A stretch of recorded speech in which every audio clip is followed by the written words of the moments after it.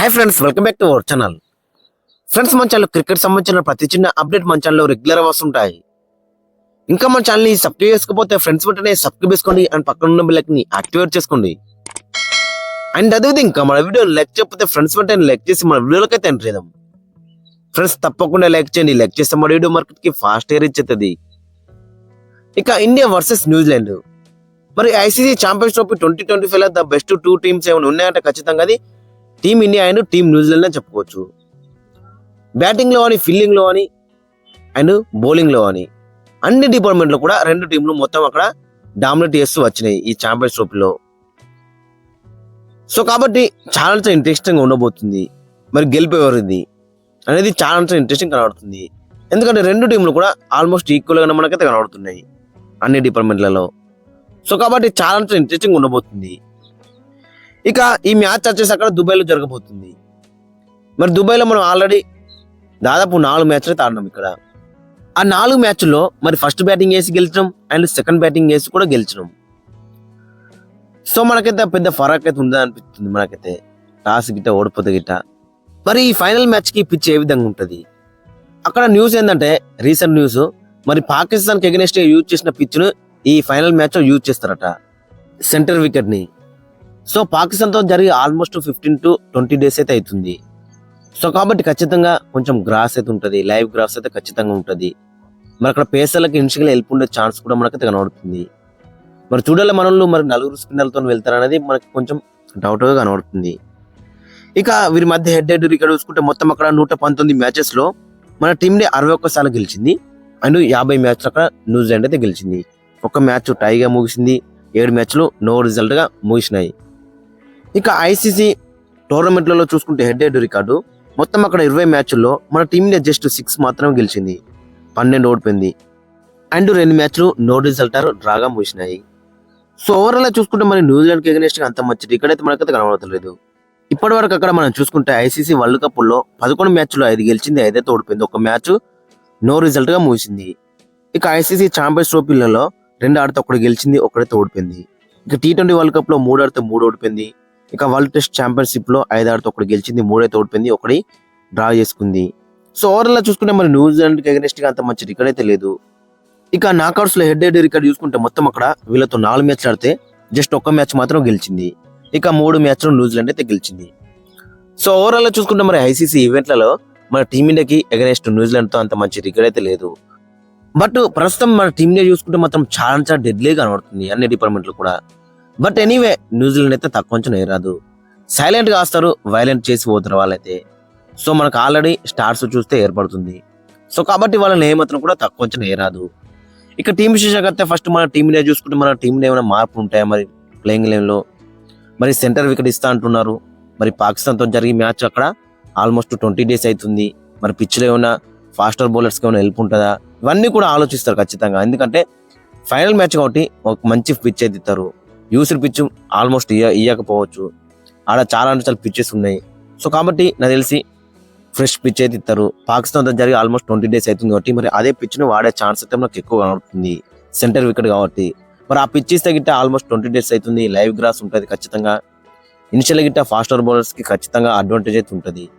So కాబట్టి మన team India ఒక స్పిన్నర్ ప్లస్ ఒక ఫాస్ట్ బౌలర్ ని తీసుకొస్తే బెటర్ అయితే ఉంటుంది. అది హర్షిత్ రాణా రూపంలో కావచ్చు, లేదంటే హర్షదీప్ సింగ్ రూపంలో కూడా కావచ్చు. మరి ఈ మ్యాచ్ కి కాంబినేషన్ ఏ విధంగా ఉంటుంది ఒకసారి మనం ఈ వీడియోలో అయితే చూద్దాం. ఇక ఓపెనర్స్ వచ్చేసి రోహిత్ శర్మ అండ్ శుభ్మన్ గిల్. మరి రోహిత్ శర్మ 20s 30s కొడుతున్నాడు.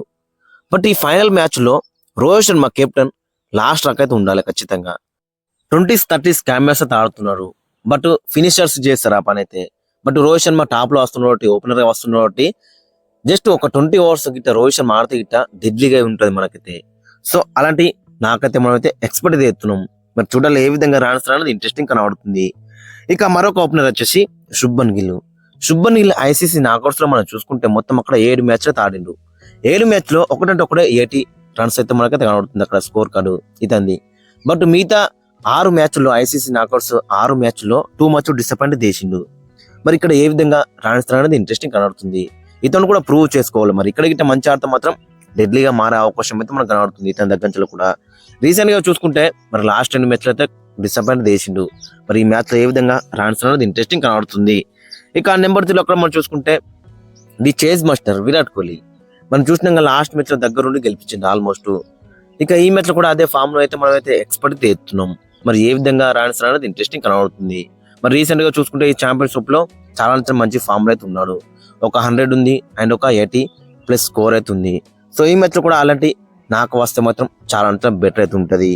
ఇక నెంబర్ 4 లో అక్కడ మనం చూసుకుంటే శ్రేయస్ అయ్యర్ ఫ్యాసినేటింగ్ స్టోర్ అయితే కంటిన్యూ అవుతుంది. లాస్ట్ మ్యాచ్ లో కూడా మంచి పార్ట్నర్షిప్ అయితే తీసుకొచ్చింది విరాట్ కోహ్లీతోని. అంతకుముందు మ్యాచ్ లో కూడా టాప్ 3 కొలాప్స్ అయిన తర్వాత 70+ రన్స్ అయితే తీసుకొచ్చిండు.